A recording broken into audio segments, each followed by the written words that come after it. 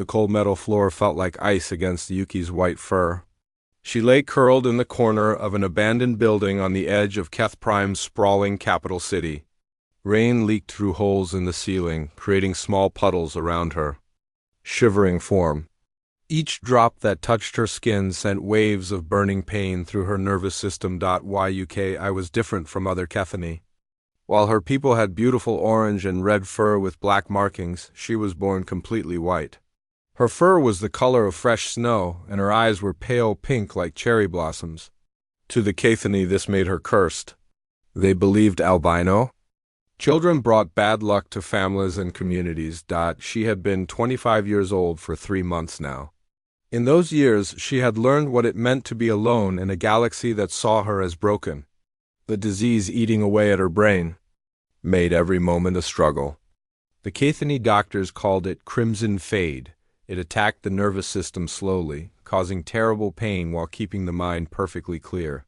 Victims stayed aware of everything happening to them until the very end. The pain started in her paws. 5 years ago. It felt like tiny needles pushing under her claws. She thought it would go away, but it spread up her arms and legs. Now it covered her entire body like fire burning under her skin. Some days she could barely move. Other days, she could walk, but every step felt like walking on broken glass. I closed her pink eyes and tried to remember better times. When she was very young, before her parents threw her out, she had a small room in their house. She remembered the warmth of her bed and the taste of proper food. Her mother used to brush her white fur gently before bedtime. But those memories felt like dreams from another life. The Kethani government had medical centers in every district, but none would treat her. When she first got sick, she waited in line for hours at the nearest clinic. The doctor took one look at her white fur and pink eyes, then told her to leave. He said the medicine was too expensive to waste on defective specimens. That was what they called her kind. Defective specimens. She tried 17 different medical centers over the years. The answer was always the same. Some doctors were polite, but firm. Others were cruel and laughed at her. A few seemed sad, but said their hands were tied. The treatment for crimson fade required rare neural stabilizers that cost more than most families made in 10 years. The Galactic Medical Consortium had decided long ago that albino Kethani were not worth the expense. Outside, the sounds of the city continued. Hover cars hummed past the broken windows. Normal Kethani walked to their jobs, visited their families, and lived their lives. None of them looked toward the abandoned buildings where society's unwanted made their homes. Yuki had learned to be invisible to them. It was safer that way. Her stomach cramped with hunger. She had not eaten in 2 days. The pain from crimson fade made it hard to keep food down, but she still needed to try. In the corner of the room sat a small pile of belongings. A torn blanket, a cracked water container, and a few data pads she had found in the garbage. The data pads were old and barely worked, but they gave her something to do during the long, painful nights. I had taught herself to read 17 different galactic languages using those broken data pads. When the pain was too much to sleep, she would study. Mathematics helped distract her mind from her body. She had figured out solutions to complex problems that she found in old textbooks. Not that anyone would ever know or care about her work. Noise outside made her ears twitch. Someone was walking through the alley between the abandoned buildings. Yuki held perfectly still. Sometimes other outcasts came through looking for shelter or things to steal. Sometimes it was city security, doing random sweeps to make sure no one was living where they should not be. The footsteps passed by her building and faded into the distance. Yuki let out a small breath of relief. She was too weak today to run if someone dangerous found her. The rain was getting heavier. More water dripped through the ceiling, and the temperature was dropping. Yuki pulled her thin blanket tighter around her shoulders. The fabric was worn so thin she could see through it in places, but it was all she had, high above the planet. She knew there was a space station where beings from across the galaxy worked together. Scientists and doctors from dozens of different species shared knowledge and resources. Sometimes she wondered what it would be like to be up there, warm and safe and useful. But those thoughts only made the reality of her situation more painful. A sharp spike of agony shot through her spine, making her gasp. The disease was getting worse. Each month brought new levels of pain and new parts of her body that stopped working properly. Her left paw had lost most of its feeling last week. Soon, she would not be able to walk at all. I knew she was dying. The doctors had told her years ago that crimson fade was always fatal. Most victims lasted 2 to 3 years after the first symptoms appeared. She had somehow managed 5 years, but she could feel her body giving up. Her nervous system was shutting down piece by piece. She wondered if anyone would notice when she was gone. The other outcasts in the district might find her body eventually. The city cleanup crews would dispose of her remains with the rest of the garbage. There would be no funeral, no memorial, no record that she had ever existed, but despite everything, Yuki was not ready to give up yet. Deep inside her failing body, something still fought to survive. She had lived through 5 years of agony that should have killed her. She had learned languages and solved mathematical problems that brilliant minds struggled with. She had found ways to stay alive when the entire galaxy wanted her to disappear. As the rain continued to fall and the pain continued to burn through her nerves, Yuki closed her eyes and began working on a new mathematical proof in her mind. Numbers and equations were the only things that still made sense in a world that had rejected her from birth. She did not know that high above her, someone was watching. Dr. Jinwoo Park stared at the security monitor in his small office aboard the Galactic Medical Research Facility. The space station orbited Keth Prime like a silver ring, housing scientists from dozens of different worlds. But right now, all of his attention focused on one small figure curled up in an abandoned building far below. The white-furred Kethany had appeared on his disease surveillance screens 3 days ago. Jinwoo was supposed to be tracking infection patterns in the lower districts of the capital city. His job was to watch for outbreaks that might spread to the upper-class areas where important people lived. He was not supposed to care about individual cases, especially not albino outcasts, but something about this particular Kethany would not leave his mind. The way she moved spoke of incredible pain, yet she never cried out or called for help. She simply endured day after day, with a quiet dignity that reminded him of his grandmother back on Earth. His grandmother had suffered from a similar neurological disease before human medicine found ways to treat it. Jinwoo pulled up the medical files he had managed to access through back channels. The albino's name was Yuki. She had been diagnosed with crimson fade 5 years ago and given 6 months to live. Yet here she was, still breathing, still fighting. Her brain scans showed damage that should have killed her years ago, but somehow her mind remained sharp and clear. The office door chimed, and Dr. Minji Choi walked in carrying 2 cups of coffee. She was Jinwoo's research partner and one of the few people on the station he trusted completely. Like him, she was human, which meant they were outsiders in the galactic medical community. "You're looking at those scans again," Minji said, setting 1 cup on his desk. "Jinwoo, you know we cannot get involved."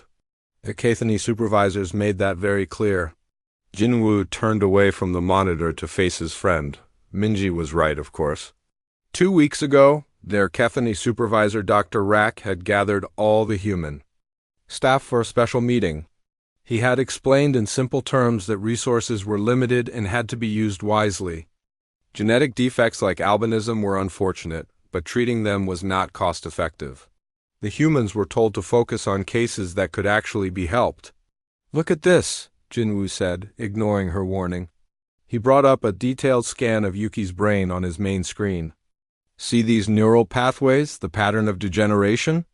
Minji moved closer to study the images. As a specialist in comparative neurology, she could read brain scans from dozens of different species. Her eyes widened as she recognized what Jinwoo was showing her.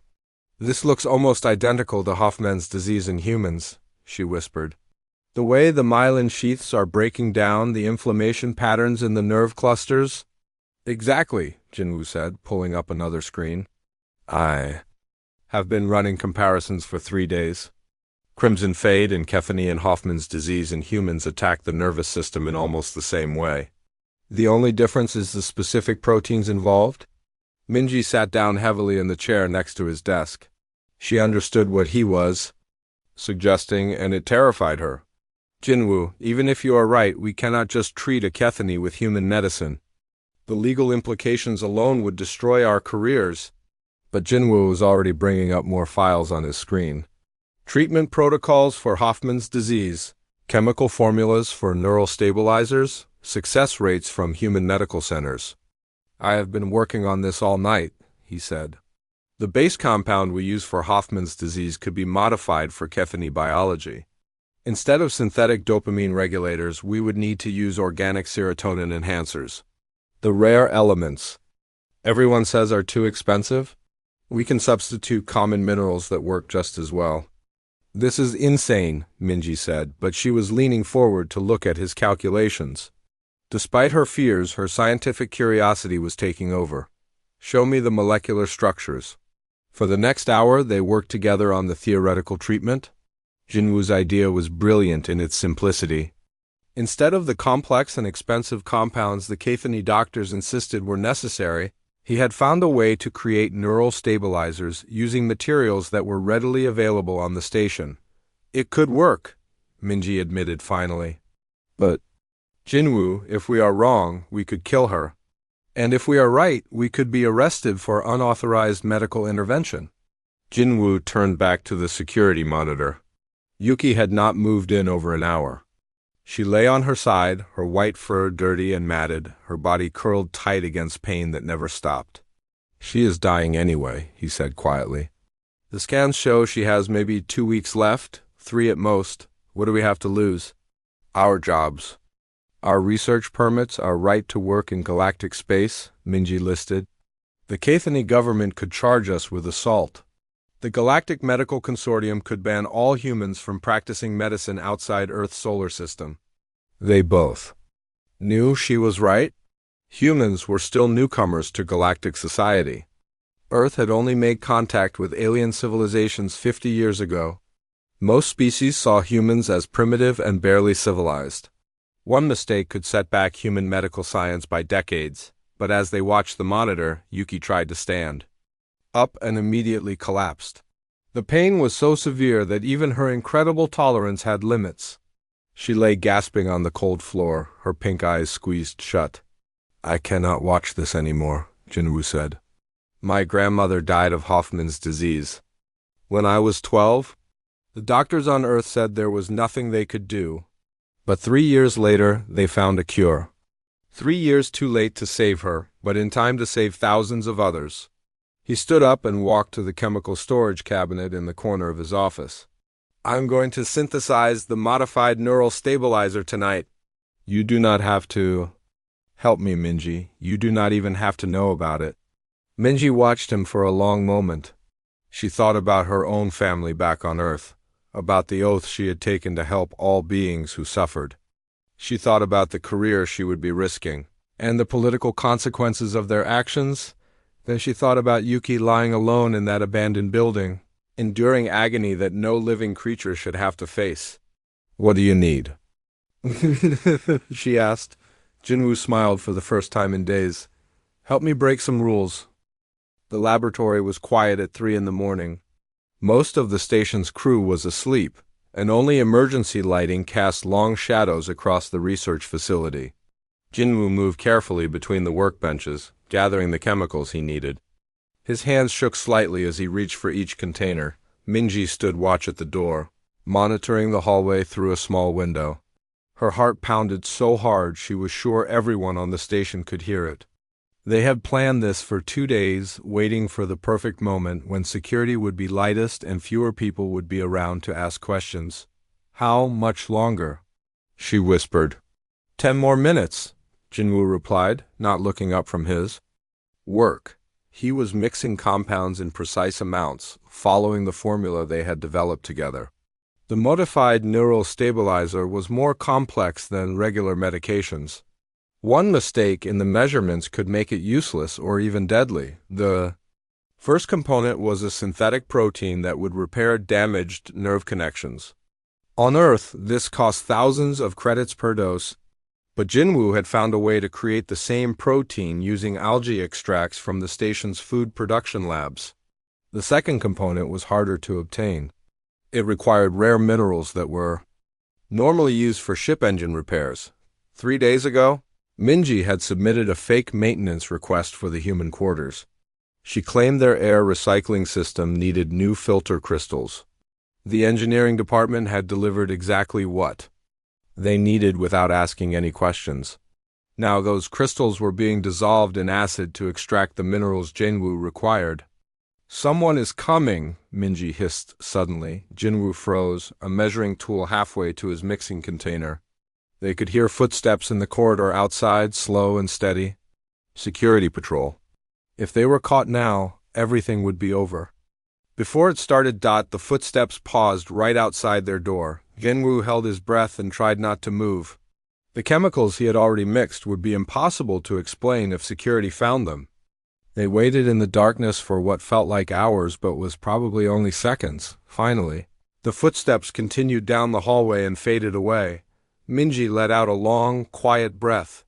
"We need to hurry," she said. Jinwoo nodded and returned to his work. The final component was the easiest but also the most dangerous. It was a neural catalyst that would help the other chemicals cross from the bloodstream into the brain. Too little, and the treatment would not work. Too much, and it could cause seizures or death. While Jinwoo finished preparing the medicine, Minji was working on their cover story.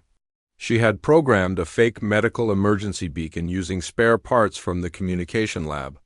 The beacon would broadcast a distress signal from the abandoned district where Yuki lived. When they responded to the emergency, no one would question why they brought the patient back to the station. "It is ready," Jinwoo said finally. He held up a small vial containing a clear liquid. This simple-looking medicine represented hours of careful work and years of medical knowledge. More importantly, it represented hope for someone who had been given none. They packed their equipment quickly and moved toward the transportation bay. The station had several small shuttles used for emergency medical calls to the planet's surface. Minji had already filed the flight plan earlier that day, claiming they needed to collect biological samples from the lower atmosphere. The shuttle bay was empty except for automated systems humming quietly in the background. They climbed aboard their assigned craft and ran through the pre-flight checks as quickly as possible. Every minute they delayed was another minute that Yuki suffered alone in her abandoned building. The flight to the planet's surface took 20 minutes. As they descended through the atmosphere, Jinwoo activated the fake emergency beacon. Immediately, their communication system lit up with the distress signal. To anyone monitoring station traffic, it would look like they were responding to a legitimate medical emergency. They landed in a small cleared area near the abandoned district. The city looked different at night. Neon signs glowed in the wealthy areas, but the slums where Yuki lived were dark and quiet. They grabbed their medical kit and emergency stretcher, then made their way through the narrow alleys between broken buildings. Jinwoo's scanner led them to the right location. Through a cracked window, they could see Yuki lying on the floor where she had collapsed earlier that day. She had not moved in over 6 hours, according to the surveillance data. "Yuki," Jinwoo called softly as they entered the building. The white-furred Kethany opened her pink eyes slowly. When she saw 2 strange beings in medical uniforms standing over her, she tried to crawl away. Years of rejection had taught her not to trust anyone who claimed they wanted to help. "Please," she whispered, her voice weak from pain and dehydration. "I have nothing to steal. Just leave me alone." Minji knelt down carefully, keeping her movements slow and non-threatening. "We are doctors," she said gently. "We want to help." "You feel better?" Yuki stared at them with confusion. She had never seen humans before, but she could tell they were different from any species she knew. Their skin was smooth instead of covered with fur or scales. Their eyes were brown instead of the bright colors most aliens had. "You are not Kethany," she said. "No," Jinwoo replied, setting down his medical kit. "We are human. We came from the research station to help you." Humans do not help albinos, Yuki said bitterly. No one helps albinos. The doctors already told me I'm not worth saving. Jinwoo felt anger rise in his chest at those words. He had read her medical files and knew exactly which doctors had turned her away. They had condemned her to death without even trying to find alternatives. Those doctors were wrong, he said firmly. Everyone deserves medical care, no matter what they look like or where they come from. Yuki studied his face, looking for signs of deception. She had been lied to so many times that trust did not come easily. But something in the human's eyes seemed different. There was no disgust when he looked at her white fur, no pity or false sympathy, just determination and genuine concern. What do you want to do? She asked. We have medicine that might help your pain, Minji explained. But we need to take you to our medical facility on the station. The treatment is complicated and will take several hours. And after that, Jinwoo and Minji exchanged glances. They had focused so much on saving her life that they had not thought about what would happen next. Taking Yuki to the station would create enormous problems. But leaving her here to die was not an option. We will figure that out later, Jinwoo said. Right now, let us focus on keeping you alive. Yuki closed her eyes and thought about her options. She could stay here and die slowly over the next few days, or she could trust these strange humans and possibly die quickly from whatever experiment they planned to perform on her. When she opened her eyes again, she had made her decision. Help me stand up, she said. Yuki woke up in a room she had never seen before. The walls were clean white metal, and soft lights glowed from the ceiling. She lay on something that felt softer than anything she had touched in years. For a moment she wondered if she had died. And this was what came after. Then she tried to move her left paw, and something amazing happened. There was no pain. For 5 years, every movement had felt like fire burning through her nerves. Even breathing had hurt toward the end. But now she could flex her claws without crying out. She could turn her head without agony shooting down her spine. You are awake, said a familiar voice. Yuki looked up to see Dr. Jinwoo Park sitting in a chair next to her bed. He looked tired, with dark circles under his brown eyes. His human face showed worry and relief at the same time. How long was I sleeping? She asked. 3 days, Jinwoo replied. The first treatment was very hard on your system. Your body had to learn how to function without constant pain. Yuki sat up slowly, testing her movements. Everything felt strange and wonderful. She could think clearly for the first time in years without pain clouding her mind. Did it work? Am I cured? The neural stabilizer stopped the disease from getting worse, Jinwoo explained. You will need more treatments over the next few weeks. But yes, I think we can cure you completely. Before Yuki could respond, the door to her room slid open with a sharp hiss. A tall Kethany in an official uniform walked in, followed by 2 security guards. Yuki recognized the uniform immediately. It belonged to the Planetary Health Authority, the same organization that had refused to treat her years ago. Dr. Park, the official said in a cold voice. I am Director Kong from the Kethany Health Ministry. You are in serious trouble. Jinwoo stood up but did not move away from Yuki's bed. Director Kong, I was wondering when you would arrive. This defective specimen belongs to our jurisdiction, Director Kong continued. You had no right to remove her from the planet without authorization. You also had no right to perform experimental procedures on a Kethany citizen. She was dying, Jinwoo said simply. We saved her life. Director Kong looked at Yuki with the same disgust she had seen in Kethany eyes her whole life. Albinos are genetic mistakes. Resources spent on them are wasted. This creature should have been allowed to die naturally. Yuki felt something she had never experienced before. Instead of shame or fear, she felt anger. Pure, clean anger at the beings who had decided her life was worthless. I have a name, she said, her voice stronger than it had been in years. My name is Yuki, and I am not a creature or a specimen? Director Kong barely glanced at her. You will return to the planet immediately, Dr. Park. You and your partner, Dr. Choi, are banned from practicing medicine in Kethany space. The Galactic Medical Consortium will hear about this violation. As if summoned by his words, the room's communication screen activated. Commander Hyunwoo Lee, the leader of the human contingent on the station, appeared on the display. His face was grim. "Dr. Park, report to my office immediately," Commander Lee said. "Bring the patient." The security guards escorted them through the station corridors. Yuki had never seen so many different species in one place. Tall, thin beings with blue skin worked alongside short, furry creatures with 4 arms. Crystalline entities that looked like living diamonds moved through the halls next to gaseous beings contained in environmental suits, but she noticed something disturbing. As they passed, many of these aliens stopped to stare at their group. Some pointed and whispered. Word was spreading about what the humans had done. Commander Lee's office was crowded when they arrived. Director Kung was there, along with several other Kethany officials. Dr. Minji Choi sat in a chair looking worried and tired. 3 beings Yuki did not recognize wore the symbols of the Galactic Council. "Dr. Park," Commander Lee began, "you have created an interspecies incident. The Kethany government is demanding that we return this patient immediately and surrender both you and Dr. Choi for punishment." One of the Galactic Council representatives stepped forward. She was a tall, elegant being with silver skin and no visible eyes.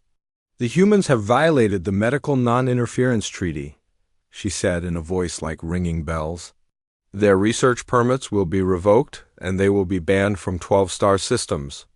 "We saved a life," Minji said quietly. "How is that a violation of anything?" "Because the life you saved was not worth saving," Director Kong replied. "Albino Kethany are defective.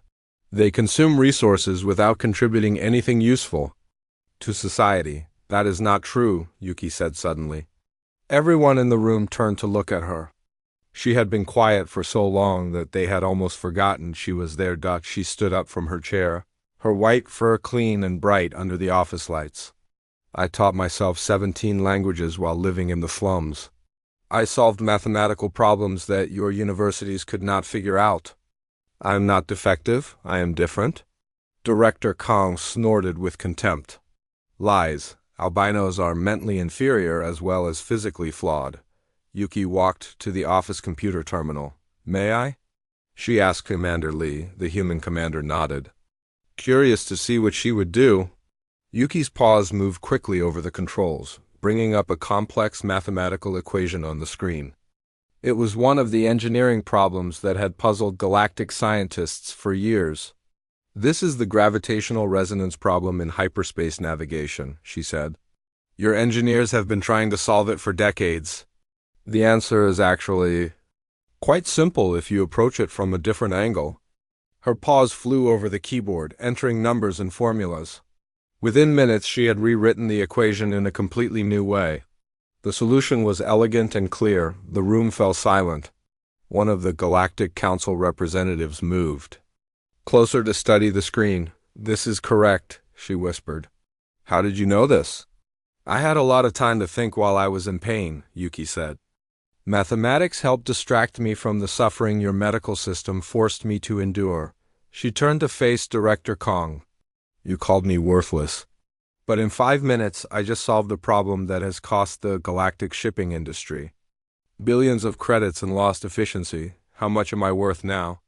The silence stretched on for long moments. Finally, Commander Lee spoke. "I think we need to reconsider this situation." The news spread through the galaxy faster than anyone expected. Within hours of Yuki's mathematical demonstration, underground news networks were broadcasting her story across dozens of star systems. The image of a white-furred Kethany solving complex equations while defending her right to live became a symbol that reached every corner of civilized space.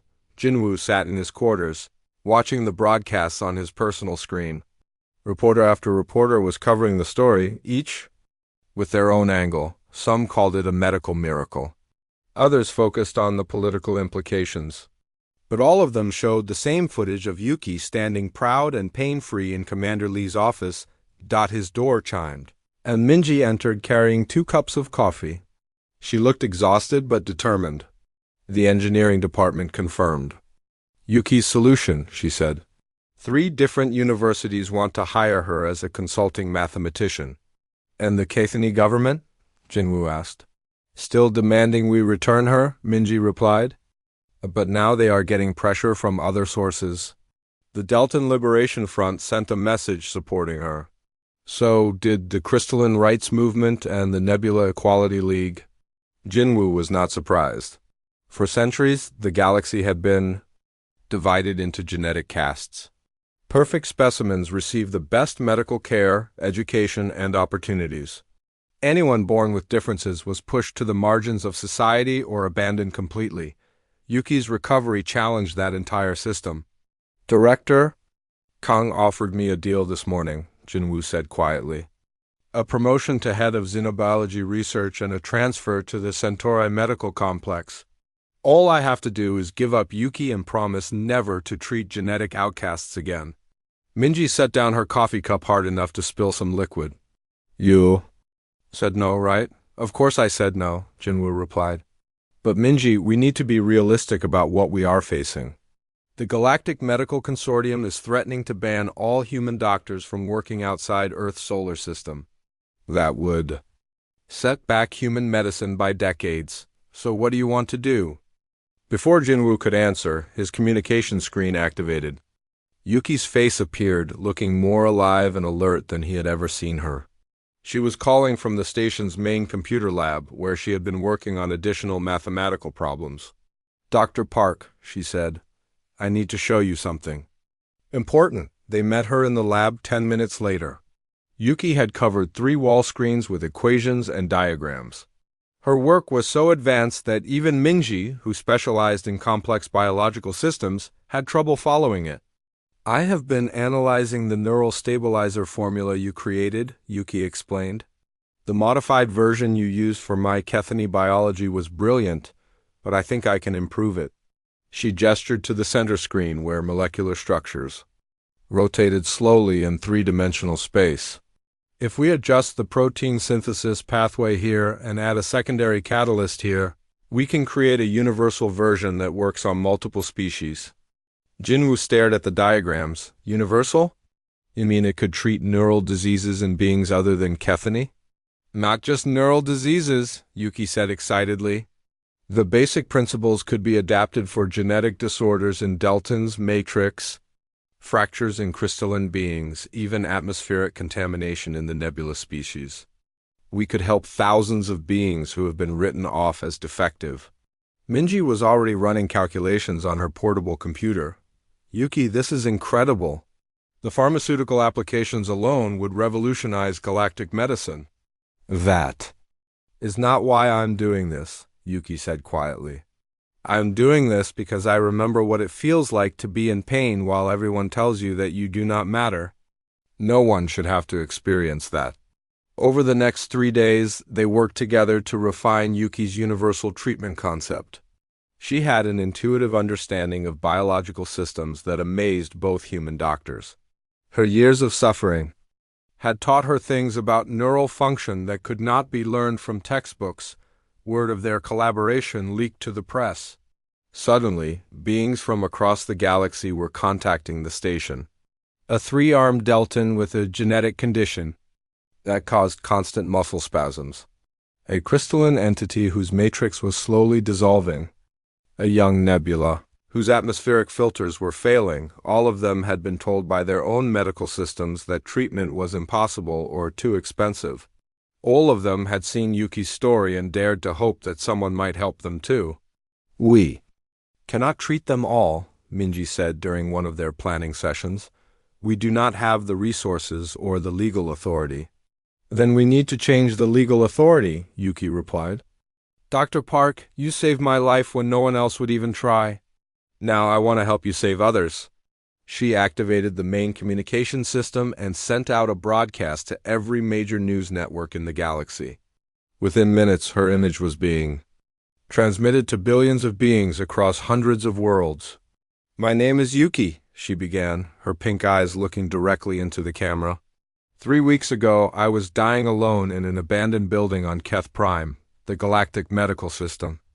Had decided that my life was not worth saving because I was born with white fur instead of orange. Her voice was calm and clear, without anger or bitterness. But a human doctor named Jinwoo Park decided that all lives have value. He risked his career and his species standing in the galaxy to save someone he had never met. That is what true medicine should be. She gestured to the screens behind her, where the universal treatment formulas glowed softly. Now we have developed treatments that could help thousands of beings who have been abandoned by their own societies. We want to share this knowledge freely with any doctor willing to use it. The camera moved closer to her face. To every genetic outcast watching this broadcast, to every being told that you are defective or worthless, I want you to know something. You matter, your life has value, and there are people in this galaxy willing to fight for you. The broadcast ended, but its impact was just beginning. Within hours, protests erupted on dozens of worlds. Beings who had been silent about genetic discrimination for centuries suddenly found their voices.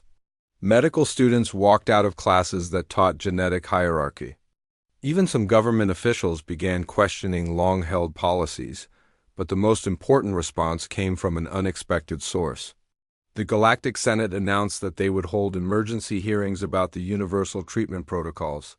For the first time in galactic history, the question of medical equality would be debated at the highest levels of government. Jinwoo found Yuki in the observation deck that night, looking down at Keth Prime through the transparent aluminum windows. The planet looked peaceful from space, its lights twinkling like stars. "Are you ready for what comes next?" he asked. Yuki smiled, her white fur gleaming in the starlight. "I have been ready my whole life," she said. "I just needed someone to believe that I was worth saving first." The Galactic Senate chamber was the largest room Yuki had ever seen. Thousands of seats rose in curved tiers around a central speaking platform, each occupied by representatives from different worlds and species.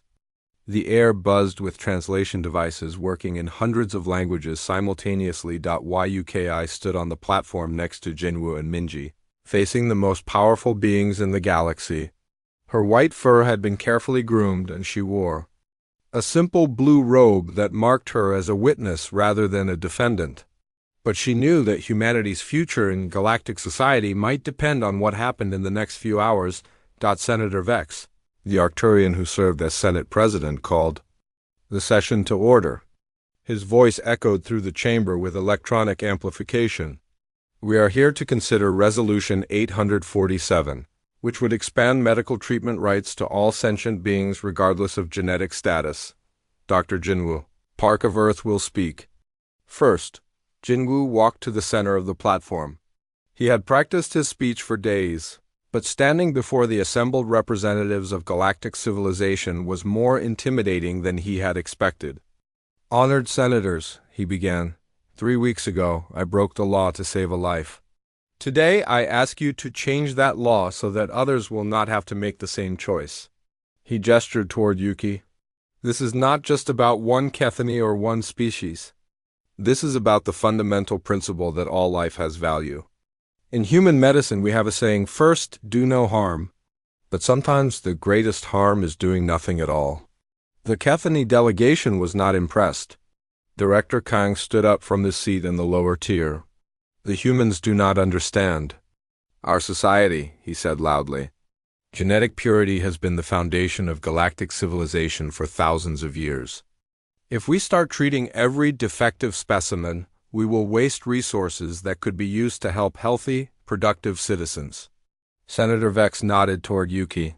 "The witness may respond." Yuki walked slowly to the speaking platform. She had never imagined that she would address the Galactic Senate, but here she was, representing not just herself, but every outcast in the galaxy. "Director Kong calls me defective," she said, her voice carrying clearly through the chamber's acoustic system. "But I would like to show you what this defective specimen has accomplished." The main display screen above the platform lit up with mathematical equations. But these were not the same formulas she had shown before. These were new solutions to 3 major engineering problems that had puzzled galactic scientists for decades. "These are optimized hyperspace navigation algorithms," she explained. Using these calculations, shipping companies can reduce fuel costs by 30% and travel time by 20%. The economic benefits to the entire galaxy would be worth trillions of credits per year. Murmurs of surprise rippled through the chamber. Several senators leaned forward to get a better look at the equations. I also developed new methods for planetary atmospheric processing, Yuki continued. These techniques could make damaged worlds habitable again in half the time currently required.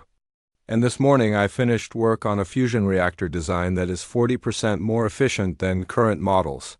She turned to face Director Kong directly. All of this work was done while I was supposedly dying of an incurable disease. I wonder what I might accomplish now that I am healthy and have access to proper research facilities. The Kethany delegation looked uncomfortable. They had spent decades justifying their treatment of genetic outcasts by claiming such beings contributed nothing to society. Yuki's achievements made that argument impossible to maintain, but the real surprise came from an unexpected source. Senator Mora, a Delton representative, stood up from her seat. Like all her species, she had 3 arms, but one of them was withered and small. For years, she had hidden her genetic difference under flowing robes. I support Resolution 847, she announced, and I want to tell this chamber why. She pulled back her robe to reveal her malformed arm. I was born with a genetic condition that affects one in every 1,000 Deltons. For 50 years I have hidden this difference because I was ashamed. I was told that genetic flaws made me inferior, even though my mind worked perfectly well. Her voice grew stronger as she continued. But watching this young Kethany defend her right to exist has given me courage to defend myself and others like me. How many brilliant minds have we wasted because they did not fit our narrow definition of genetic perfection? Her words opened floodgates.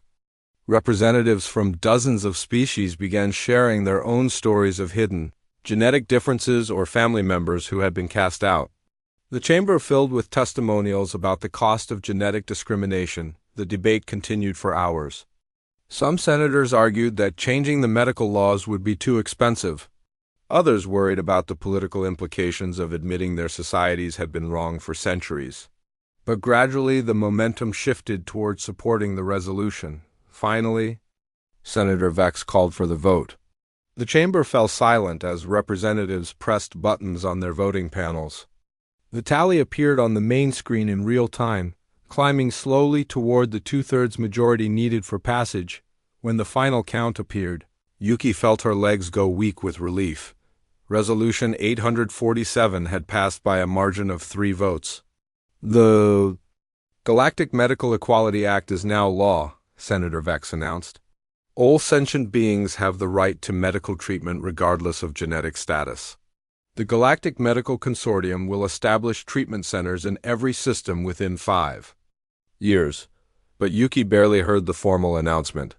She was looking at Jinwoo, who had tears in his brown eyes. Minji was crying too, and even some of the senators were wiping their faces. 6 months later, Yuki stood in the main laboratory of the newly established Galactic Medical Research Institute. The facility orbited a neutral world halfway between Earth and Keth Prime. Staffed by doctors and scientists from dozens of species, she wore a white lab coat with her name embroidered on the pocket, Dr. Yuki, Chief of Genetic Medicine. Around her, human and alien researchers worked together on treatments for conditions that had been considered incurable just months before. Jinwoo entered the lab carrying a datapad with the latest patient reports. The new neural stabilizer is working better than we hoped, he said.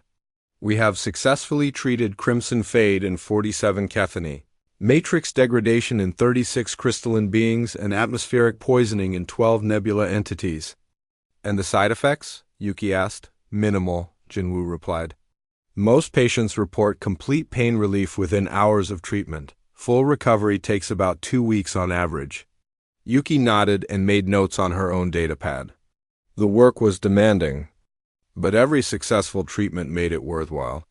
Each patient they helped represented someone who would have been left to suffer under the old system. Dr. Yuki, called a voice from across the lab. A young Delton research assistant was waving one of her 3 arms excitedly. The genetic therapy. Trial results are ready. They gathered around the main display screen to review the data. The experimental treatment they had developed could correct genetic defects at the cellular level, preventing diseases before symptoms appeared. The early results were extraordinary. If this works on a larger scale, Minji said quietly, we could eliminate genetic discrimination entirely. No one would need to be considered defective because we could fix the underlying problems.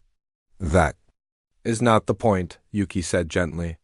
The point is that beings should not be considered defective in the first place. Genetic differences are just differences. Some can be treated if the person wants treatment. But having unusual genetics does not make anyone less valuable. She looked around the lab at the diverse group of researchers working together. Humans. Collaborated with Kethany, who had once refused to treat albinos. Delton scientists with genetic variations worked alongside crystalline entities, whose matrices were considered flawed by their own societies. This is what the galaxy should look like, she said. Different beings working together, each contributing their unique perspectives and abilities. Not divided into genetic castes, but united by common goals. That evening, Yuki returned to her quarters and activated her personal communication system. She had received thousands of messages from beings across the galaxy, thanking her for giving them hope. But there was one message she had been waiting for. The holographic image of a young Kethany appeared in front of her. Unlike Yuki, this one had normal orange and black fur, but her eyes showed the same pain Yuki remembered from her own reflection years ago. Dr. Yuki, the young Kethany said, my name is Hannah. I have crimson fade, and the doctors on my world say I am too young for treatment. My parents want to know if you can help me. Yuki smiled and began composing her reply. Hannah, she said too. The recording device. Pack your things. Dr. Park and I will send a ship for you tomorrow. No one should have to suffer alone. As she sent the message, Yuki reflected on how much had changed since that night when she lay dying in an abandoned building. The galaxy had not become perfect overnight. There was still prejudice, still inequality, still beings who believed. Genetic differences made some lives worth less than others. But there was also hope now.